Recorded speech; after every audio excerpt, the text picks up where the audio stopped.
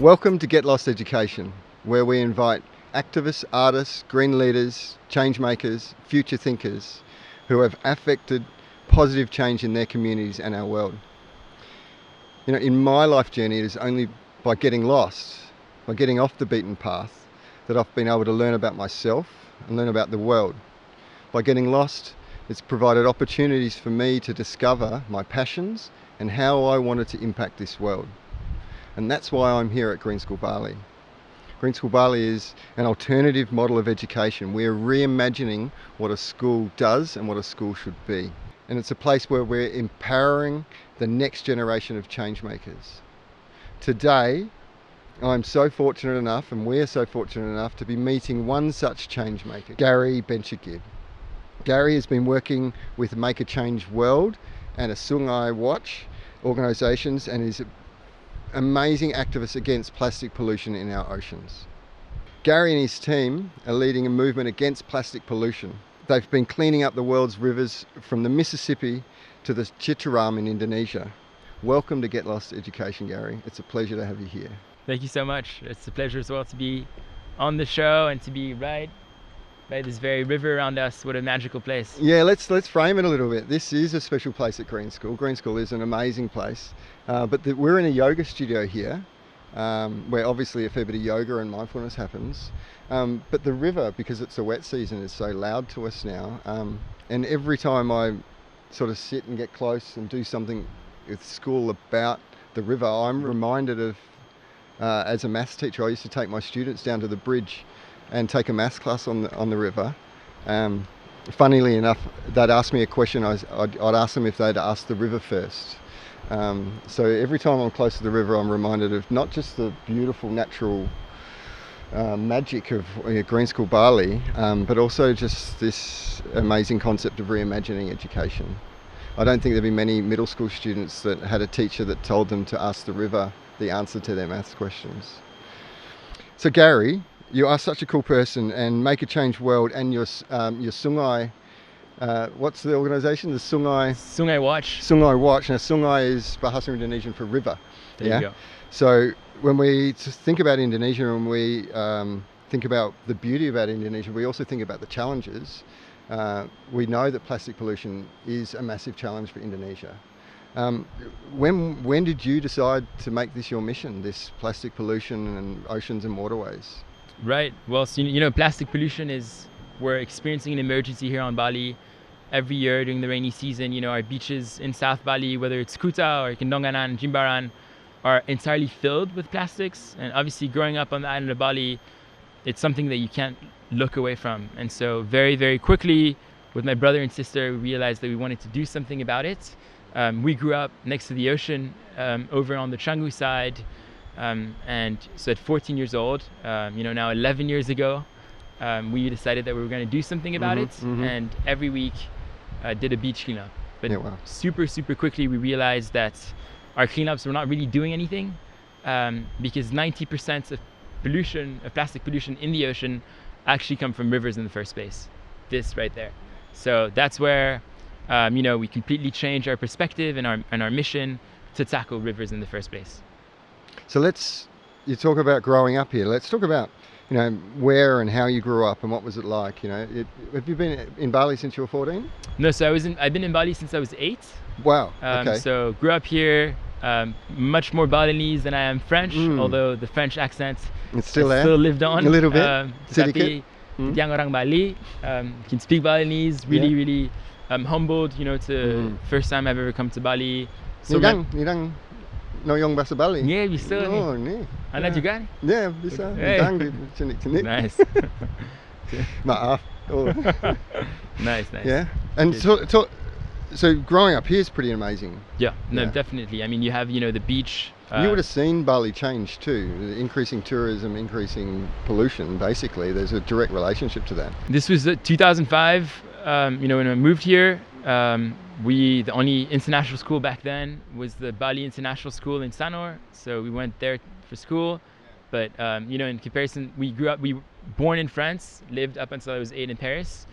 And, it's completely different. It's another world. Growing up in the city versus this magical island having, you know, the ocean, the beaches as our playground. You know, that was where we learned, and that's where we became who we are, with our relationship with nature, completely different to. And I think that, you know, being on this beautiful island, it teaches you that, you know, nature is all around you. We grew up by a river as well, and, you know, again, in the rains you would see the river current pick up.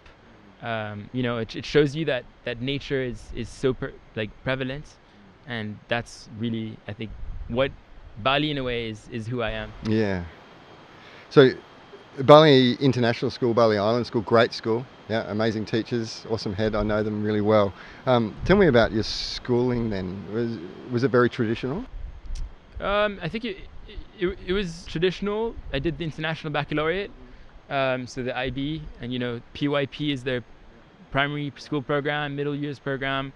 For us, you know, being in a French education was a very big change. I think that I was very attracted to their Creative Action Service program. Okay, yes, which is their after-school extracurricular, where you get to do projects. Oh, you have to do projects. You have to, yeah. You're accredited based upon the service work that you do. And so in Bali, you know, there's so many things that you can do to give back to the community. And I think that that's really where I saw my main, you know, like I could earn credits by cleaning up the beach and creating my own organization doing so. And so that's when I started to really drive Make a Change. Back then it was called Make a Change Bali. And that's, you know, what inspired me to keep on going. I brought my friends together. Although we were doing cleanups, you know, early morning Saturdays, early morning Sundays, we didn't get all our dedicated friends to come because it was quite early. But, you know, I remember making some friends, having friends that wanted to get a signature because they had come to clean up. So that'd have to be sort of a favourite memory of looking back at your childhood and your schooling, to be able to make a change to Bali, a place that you love so much. I think, and as well, I mean, like, you know, like we spent a lot of time with the local community growing up. So from our local Banjar group, so the local people in our village, you know, those were the people that I think got me thinking about what's happening in Bali. How do we want to protect this beautiful playground that we're growing up in? So I would spend more time cleaning up the beach and more time in the environment than at school. Sounds like green school. Yeah. More time in the environment. Unfortunately, green school wasn't out yet. It was the very early days of green school. But, you know, really good friends of the Hardys in the early days. My girlfriend is a green school alumni, Melati. So I've lived green school through. You're an honorary green school member then. Yeah, that's great. What is it about school that you think you might have changed then? Because, you know, students coming to green school would, right now, Green School Bali would be having a different type of education to a traditional sort of IB. Apart from, you know, it's great to listen and to you talk about that service component with the IB, and that's really awesome. Is there anything else about your schooling that you think, wow, you know, they really should have got lost off that track? What would you have changed from your education? Yeah, I think making more hours in the day. If I could have learned fully on the ground, building my project, that would have been, you know, even more beneficial for having even higher impact already back then. But, you know, as I grew up, I tried to go to a standard college in the US post-graduation, at a marketing degree. Oh, yeah, how did that dropped work out after 3 months. It wasn't what I was looking for. Then went to film school as an international college student in the US. It's super hard to, you know, the visa situation can be quite troublesome. So the only school that would accept me back then was the New York Film Academy. And so never touched a camera before, fully fell in love with the craft of filmmaking, documentary filmmaking. And that sort of got me on a different pathway. And at the Film Academy, you know, it was all about practicality learning, learning every day by making our own films. And, you know, I'm a practical learner.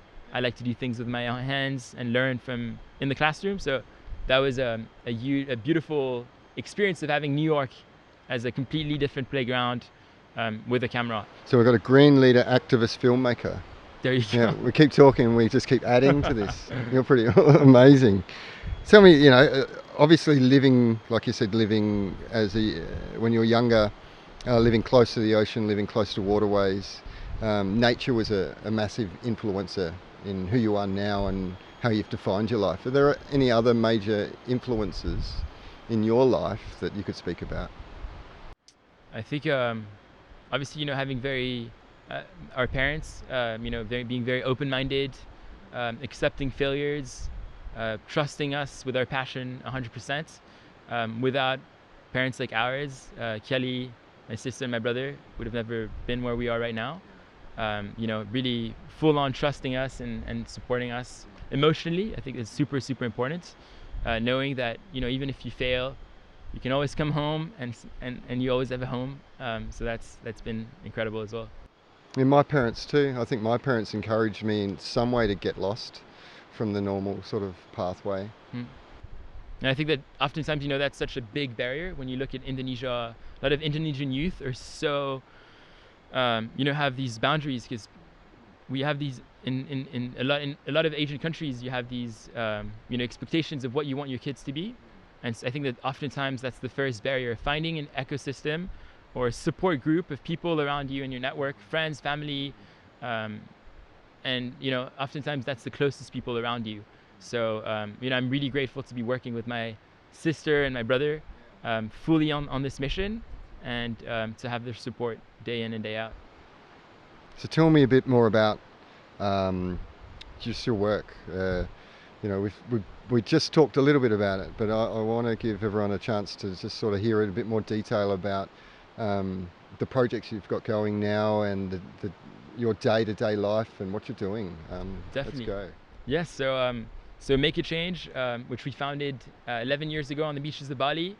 Now we're a full-blown environmental organization to put plastic pollution on front-page news. So we do that by going down some of the most polluted rivers in the world, to running across America on shoes made out of plastic bottles, to now with this new project of Sungai Watch, to actually be in rivers ourselves and deploy simple trash barrier solutions to stop plastic pollution from going into the ocean. We're sailing around Bali on a as well a boat made of recycled plastic bottles. So well, that wasn't a boat made from recycled plastic bottles. That was a recycling fishing boat. But we're always trying to find the craziest idea to address this problem, to try to create as much awareness from an educational point of view. And through this journey of using media, using my camera as that weapon of change, I grew to realize that maybe like 3 years ago, I was still living in New York, getting millions of views on my videos, but the real impact wasn't there. I wasn't feeling that tangible action. So I decided to come back to Bali. I had also just gone down the world's most polluted river on a plastic bottle kayak with my brother. And I was like, I need to see change every single day. So every single day I'm in a river. We have a team now of 30 here in South Bali.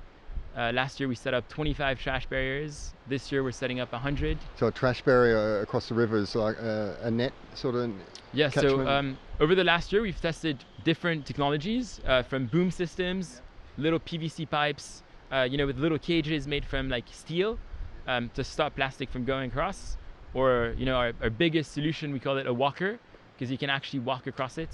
And it's made from these big blue barrels with an entire metal frame as well. So our main it's mainly metal, because that's stronger and it can sustain more.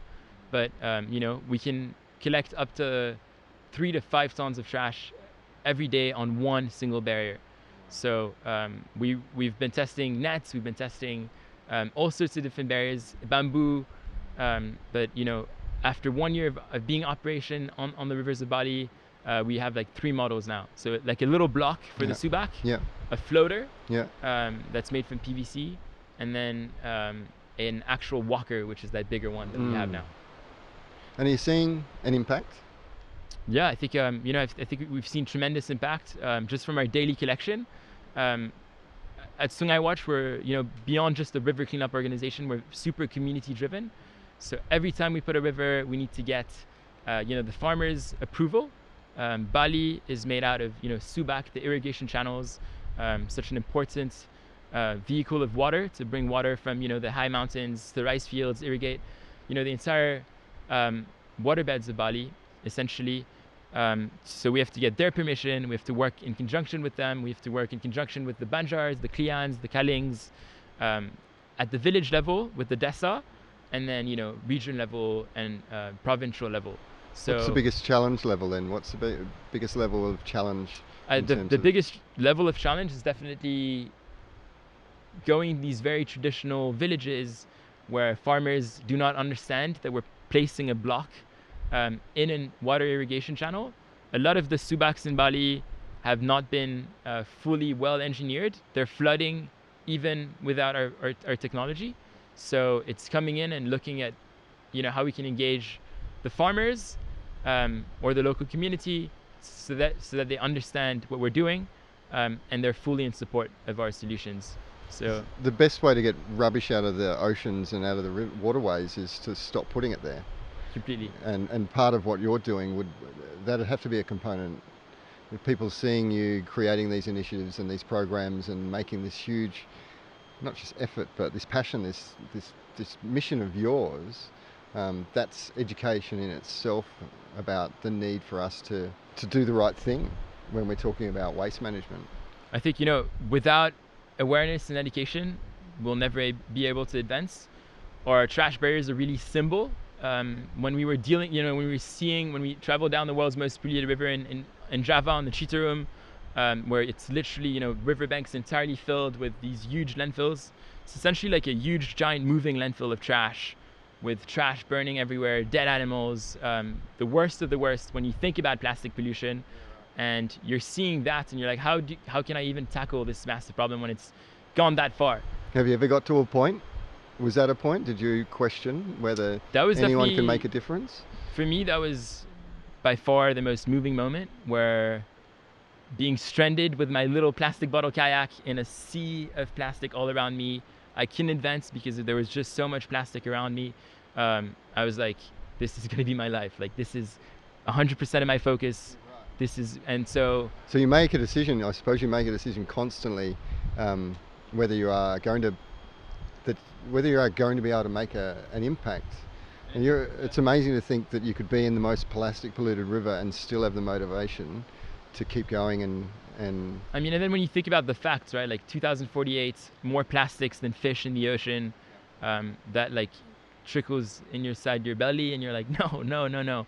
So being in this beautiful island of Bali, I think that you have to start thinking about the optimism, about the change, and about the impact. And so far, I think that although we're tackling a very tiny drop in this massive problem, we're really hoping that by placing barriers, can engage community to get behind rivers, completely switch the perspective of how we're seeing rivers. Right now, rivers are the garbage dump of Indonesia. And then, we can look at plastic pollution in very different lights. One of our biggest motivators is data. So, when we're going to place the barrier inside of the water, we have a full crew of cleaners that come in every single day, bring all of the trash, wood, organics, and plastics. The organic goes to our composting facility. It's shredded to go back into rich soil, and all of the plastics go to our research station, which is essentially a data research station where we separate between types of plastics and brands. 2 weeks ago, we released our first ever river plastic report, which is a detailed report looking at all of the plastics in Bali's rivers and who are the biggest polluting brands. And so our goal is... You're not going to... No shaming here? Yeah, no. That's not at all our strategy. No. Hey, do you want a coconut break? Yeah. Sure. Cheers there. No plastic. Yeah. No plastic. No plastic, yeah. I've always enjoyed your straws.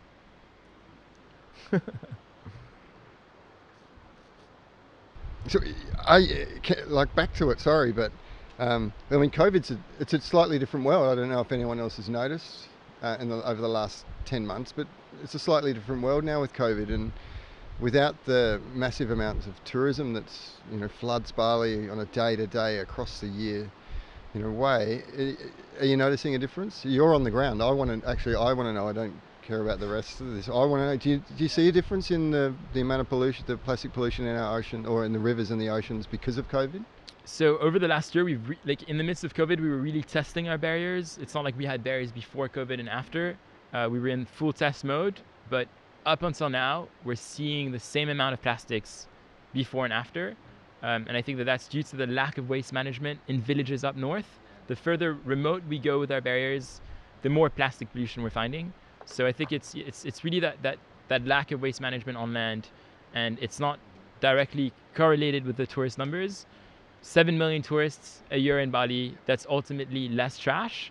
And, we're hearing from our partners in Suwung, the giant landfill, the provincial governments handling it, so that yes, they're getting less bulk over there, but that doesn't mean that less is ending in the rivers.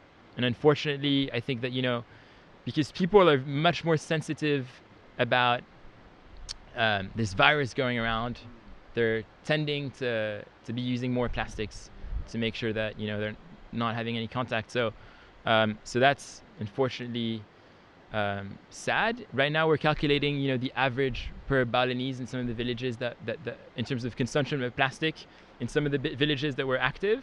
So that's going to be super interesting to see that number, how it's going to evolve month to month, with massive awareness and solutions. Yeah, awareness. A lot of it's that individual consumer's responsibility or decision on how they consume and what they do through that cycle of consumption too. It's one of the biggest pieces of plastics that we're collecting is 18.1% of the trash that we're collecting is plastic bags. Right. But there was a ban on plastic bags in June 2019. My girlfriend Melati, has been battling for it. And I think that, so you're seeing the true impacts of COVID, where massive socialization by the government is not fully enforced, and a little bit like they lift the ban a little bit with COVID happening. So I think that and the result of us finding more plastic bags doesn't mean that.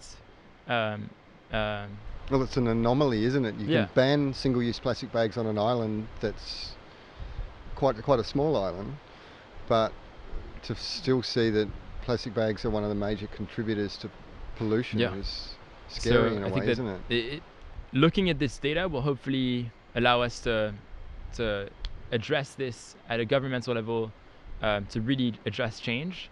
Another type of plastic that we're collecting are the sachets, single-use sachets. In Indonesia, if you walk to an Alpha Mart, an Indomart, everything on the aisle is wrapped around plastic. Your eggs, you your can bananas, buy an orange wrapped in plastic in a supermarket. So why do they do that? Big question mark right there. Coconuts wrapped in plastic in a supermarket. So that's they put straws wrapped in plastic. Straws, wrap a plastic straw in plastic. That's a big question mark. How, what's the influence of the plastic lobbying industry? And everything's connected, unfortunately. So we have to find ways. And I think with hard data, nobody can ignore the facts. Yeah, okay. So that's our approach. Great. That sounds awesome. Well, I'm a mathematician scientist, so there you go. Give me some data, give me some numbers. Okay. Anytime. So we talked a little bit about Make a Change World. I think it's so amazing that it started when you were young and it was Make a Change Bali. And as you've got older, it's become Make a Change World, which should be inspiration to so many people. And then there's Sungai Watch, and they're sort of like Sungai Watch is a sister organisation, a branch out from that. I'm going to talk briefly about bioplastic bags, which is really close to the heart of Green School Bali, with Isabel and Melati. Are there other organisations on island that you're working with, or do you feel a little bit sort of on your own? No, I think that I think Bali has become this center for eco solutions and environmentally thought-provoking leaders. And so, anywhere else in the world, I don't think you have. If you look at the average activist per capita in Bali, we would probably be the highest. Yeah. And so I think it's amazing to have such an amazing array of activists, young and old. And we're finding more and more and more local activists that haven't been given a light. So at Make a Change World as well, one of our missions is to highlight, all of these amazing unsung heroes around the island, and we're just always baffled by, you know, the dedication, the devotion of so many of these heroes that, you know, maybe your next door neighbor. And so I think that it's keeping eyes opened. And now that we're on the river, on the ground, you know, walking through rice fields, sometimes we're like, we stumble across amazing souls. So I think Bali in general has this energy, and I think it's embedded in the culture. Like if you look at philosophy like Trihita Karana, you know, it's so many of the older folks as well have this wisdom and this philosophy about our relationship to nature. And you know, we the youth of the island really are to listen back to some of this wisdom. It's interesting, isn't it? A call for not so much the expat community here, but the local Balinese community that are such a beautiful culture. It's a call for them to reconnect with nature. And I think in the midst of COVID, there's never been a better time to put tourism aside and focus on that sense of community. You know, we've seen so many more like community gardens pop up on a very Balinese local point of view. Even in some of the villages that were active, a lot of the times, some of the heroes out there are like the 16 to 30-year-old young Balinese boys, and they have the sense of pride of cleaning their village. So we're trying to build this competition element of whose village is the cleanest in terms of river pollution. And COVID is, you know, it's this time of reconnecting with your neighbors, reconnecting with the people around you. How can we truly make a difference in our local area? Yeah, making a change in so many ways, because that's a cultural change. It's a cultural shift, isn't it? Yeah. We've got some amazing green school local scholars that are actively making a change in whether it's plastic pollution, whether it's a clean drinking water project. I think it's part of the answer for Bali, and I think it's part of the answer just in general and globally, that it's not a problem that one person or an organisation that can solve. Look at plastic pollution, but it's something we need to all solve together. And we need that community focus, and we need to redefine what's important, whether a consumerist lifestyle is important to us or whether the environment is important to us. Make a choice. Right, no, completely. I think, and you know, plastic pollution is this one environmental topic. You know, when you're looking at water scarcity or climate change, you're not seeing a visual, right? Plastic pollution, you're actually seeing the visual of plastics polluting a beach, polluting a river. So, you know, even the before-after photos, you feel rewarded inside. So it's something that we can all do as well. So it's actionable. You're seeing that, you know, everybody can do their bit to solve this bigger issue.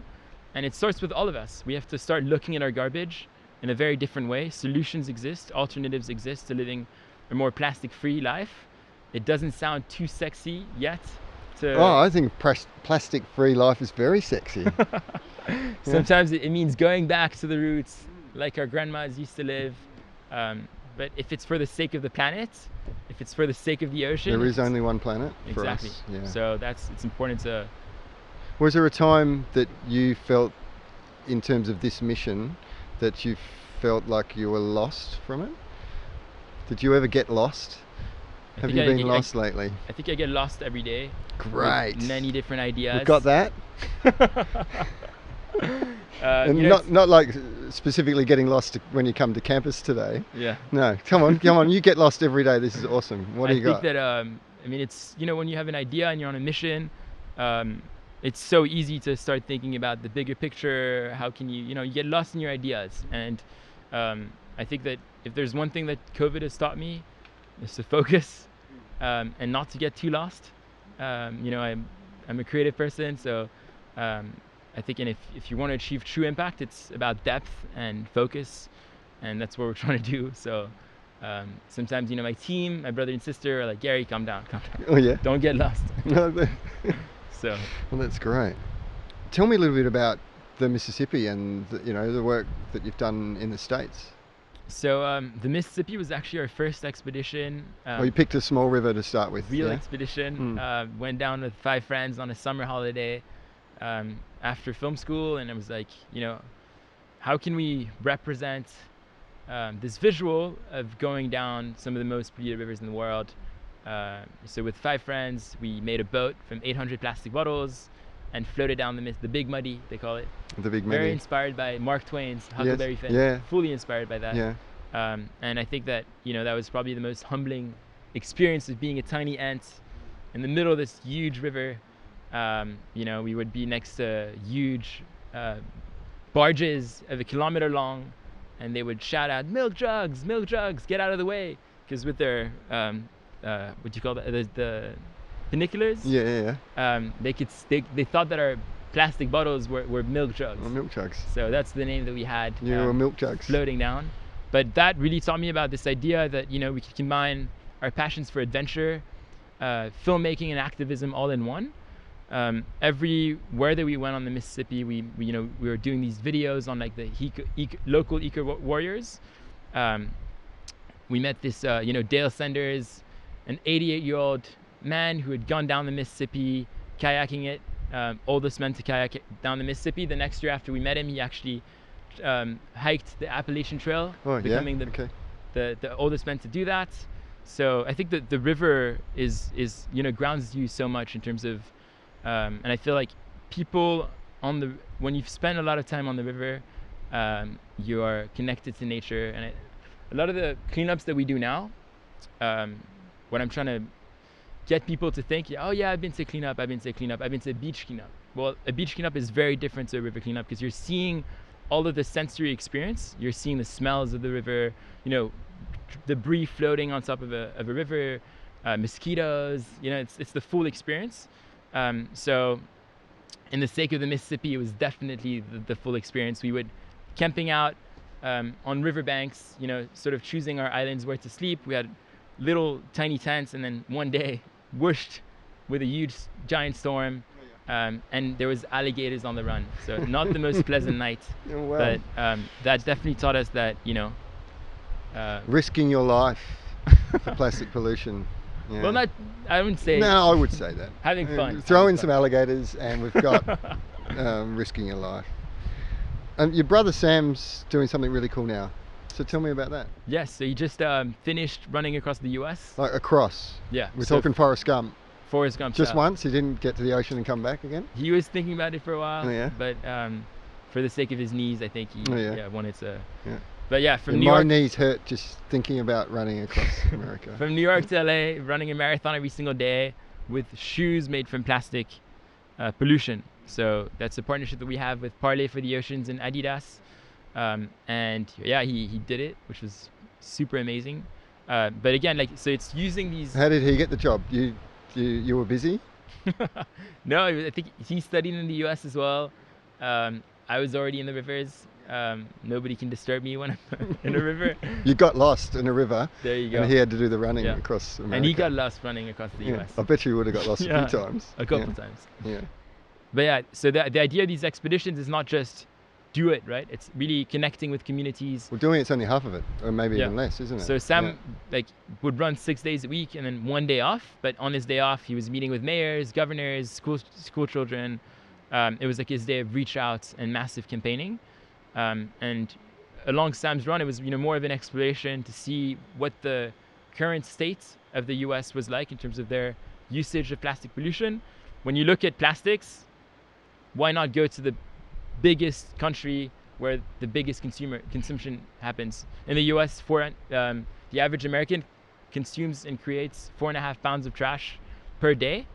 In Indonesia, we're about 2.8 pounds, so a lot less. So why not tackle go to the problem. top. Yeah. That's really cool. We're actually coming out with a film feature length, which will be our first long feature length later this fall. So watch out for it. Ocean to Ocean. It's called. Ocean to Ocean. Yeah. I'll be definitely watching about it. I love Bali, and I've actually done a fair bit of sailing. Tell us a little bit about your expedition around Bali in the recycled fishing boat. Yeah. Yeah. Come on. What was the crazy story from that? No alligators. Had never built a boat before. You'd never built a boat before. That's crazy. Yeah. Our first boat sank. And your first boat sank? Sank. So I think that was when you build a boat, make sure that you have a boat engineer, which is something that we didn't consider. Sometimes when you have the will and the passion, you forget about the bigger details, like the building knowledge. a boat. Knowledge. So within the span of like a couple days, we had to put our shit together. Sorry for the. That's all right. We can say shit here. And create another boat. So we went to Jimbaran, the fishing village there, and Jimbaran, Kindonganan is a village, a fishing village just south of the airport. We met the locals, really engaged with them to have a boat ready in a week's time. And I actually just went back to Kindonganan in the midst. This was in summer when we were building the boat in July of 2017. Went back like a week ago and met back with our captain at the time, and his beach is fully cluttered and covered in plastics. They found 2 turtles, last week and the week before, that had signs of injecting plastics, just dying of starvation, of plastic injection on the beach. Year in and year out, it's the most problematic area in Bali. So I think that expedition really taught me the power of working with fishermen, the power of using, fishing as maybe a way of trying to fish plastic. So we're exploring some cool projects with Kindonganan coming soon, but at the moment, focus again. Shouldn't get lost in ideas. So focusing on the rivers first. It's funny, like I know lots of sailors, I know lots of surfers, and you're a great example of someone who's sort of not just lived beside a river and beside an ocean, but lived with a river and lived with an ocean. It's people that I know that are so connected to nature. It's just non-negotiable for them to look after and protect nature, and I think that's part of when you're talking about education and connecting with communities. That's a very big part of the solution, is providing, and I know that's what Green School Bali aims to do as well, is provide opportunities for students to connect with nature and provide them an opportunity to feel not that they're living on top of nature, but they're living as part of nature, and they've got a responsibility in that agreement. So if you had a message that you wanted to give out to the youth or kids today, what would that message be? Well, let's actually rephrase that. Rather than like a message for the youth or a message for the kids, what's a message just in general to people? I think that, with my brother and sister, we live by the motto that no idea is crazy enough to protect the planet. So whether you're running across the country and never thought you could, my brother never run a single marathon before taking on this challenge. Going down the most polluted river on a plastic bottle kayak, who would have thought? So no idea is crazy enough, or too crazy. Yeah. When you're talking about protecting the planet. And I think that because we have one finite planet, why not focus on the things that we want to take down our bucket list rather than do things that we may not, looking back at our lives, may not. Imagine if everyone had a crazy idea that protected our planet. Exactly. And I think that that's what we have to instill in this youth of tomorrow, and we're gonna keep on going. So if you want to come out with us on an expedition, or how do people support you? Like people watching, listening to this right now, how do they get on board? So we have a couple of packages where you can actually put your name on a barrier by sponsoring it. You could sponsor part of the barrier starting at 3 million rupiah. So that's one way. But I think that every Friday we have river cleanup community events from 4 to 6 p.m. Where you can actually get yourself dirty in the river. And how do they find out details for this? So everything you can find out through our Instagram channel, Sungai Watch. Sungai Watch. Or go to our website, makeachange.world. If you want to learn more about river cleanup, definitely check out our website. We have our reports that we're posting every month. So speaking about science and data, that's where it's at. If you want to check out cool videos about people, doing crazy, who have crazy ideas, go to makeachange.world. If you need help with your crazy idea, also come to you as well. Yes. The master of crazy ideas. You and your siblings. Well, we still have to learn a little bit, but so makeachange.world, generally, or Instagram, Sungai Watch. There's so many ways to get involved, whether it's sponsoring or actually being there and helping and working and doing something in person. It's been an absolute pleasure. I am blown away by the scope. I'm also blown away just by the never-ending motivation and passion that you talk about, that comes out. It's not even really what you're talking about. I can feel it. I can sense that it's something so important to you. And it's been a pleasure having you on Get Lost Education. Thank you. Yeah. Thank you, Sal. Just before I finish today, I want to set you a challenge. The challenge is to get off the normal, well-beaten path.